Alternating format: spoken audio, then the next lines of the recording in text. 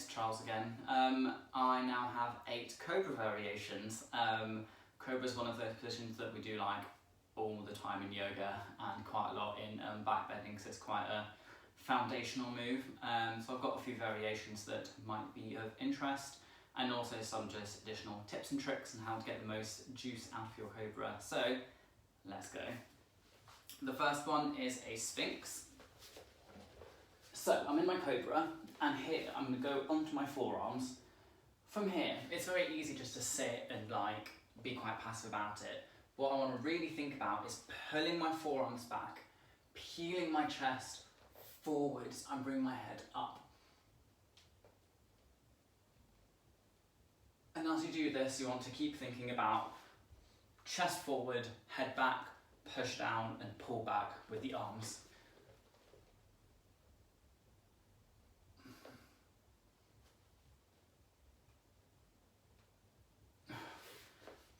So it's more about being very active and thoughtful about it rather than just sitting here, because sitting here don't do anything. The next one is a tricep one, or a diamond. So what we're going to do is put the hands into a diamond shape onto the chest and push up. The same things that apply to every Cobra apply here as well. Shoulders away from ears, glutes squeezed, feet pressing into the floor, head back, and then a little bit of a bend in the shoulders. Don't bring them out straight. And if you need to, bring the hands back to get a bit more of a bend.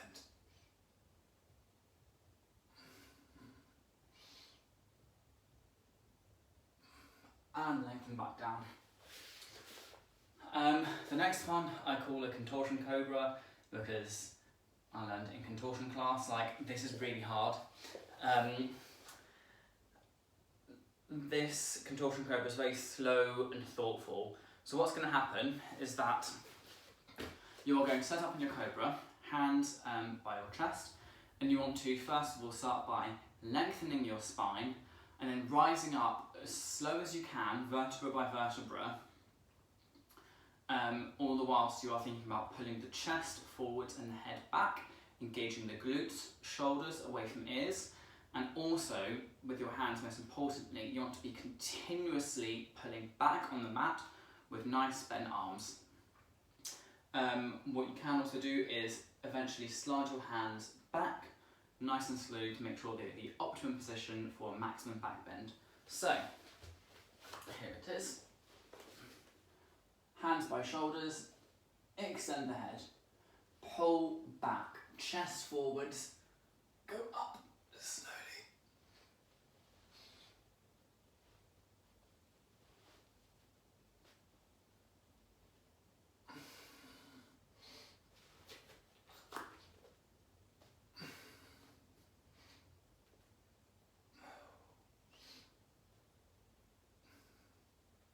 And then lengthen back down.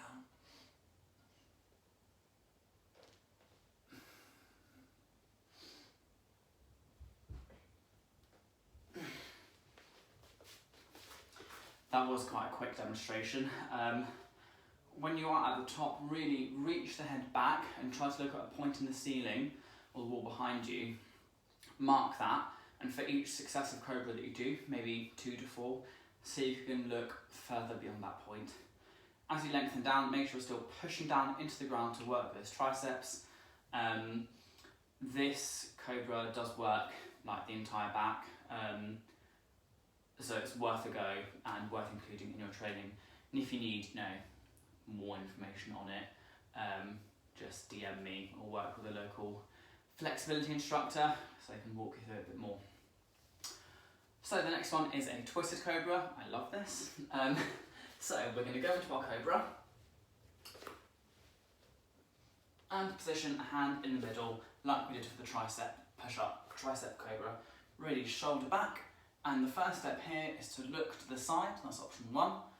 Second option is to raise the arm up and bring it to the same side thigh.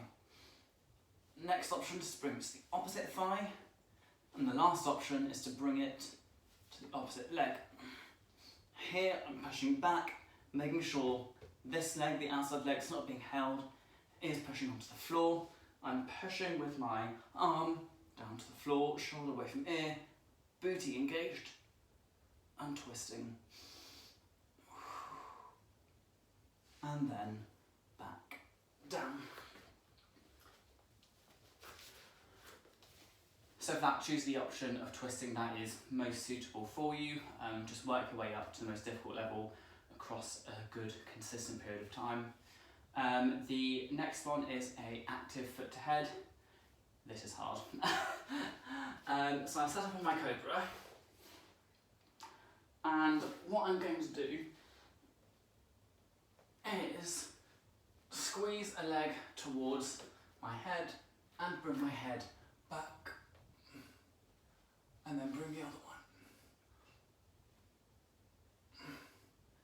So here I'm using my active leg flexibility to bring my leg towards my head and my upper back, to really reach my head back as much as I can, really pulling with those arms and pushing the chest forward and head back. You can also do little leg pulses like this.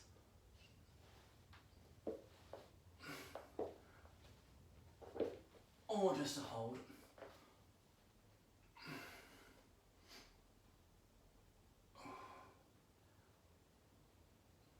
The journey to foot to head actively is a very long one. You can also do this with your chest against the wall or your legs against the wall, just to vary a bit more.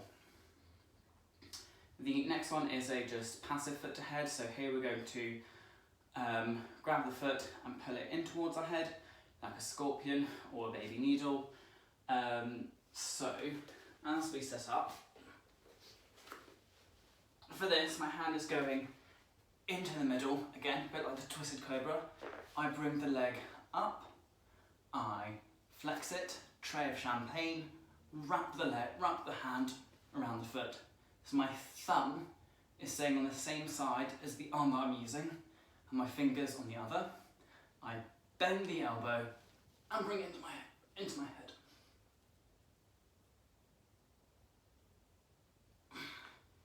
And then come back.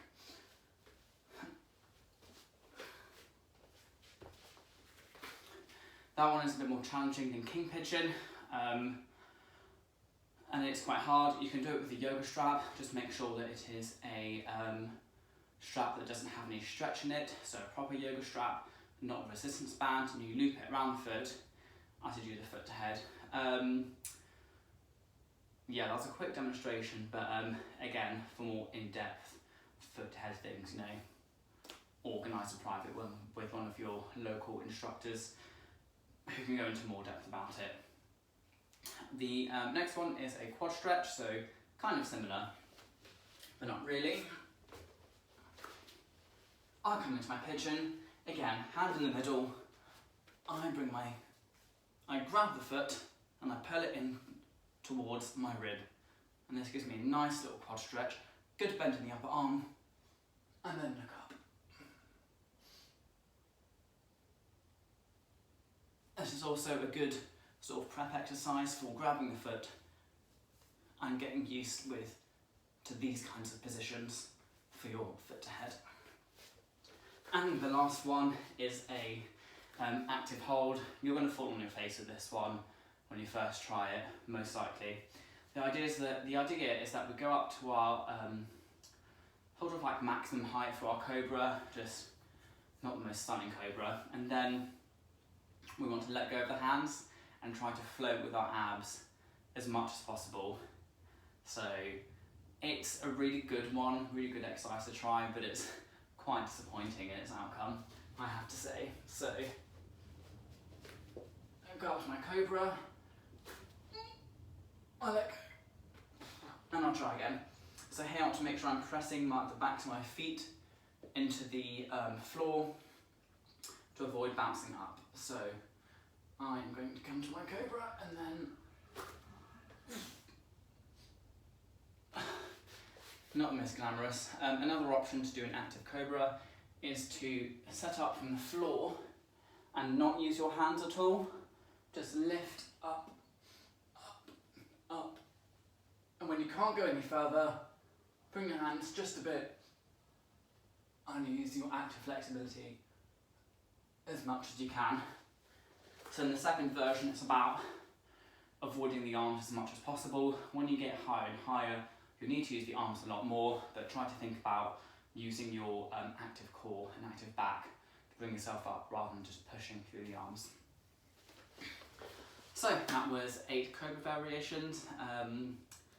Give them a go, let me know what you think, and I give you may you have my best wishes for the most flexible back journey.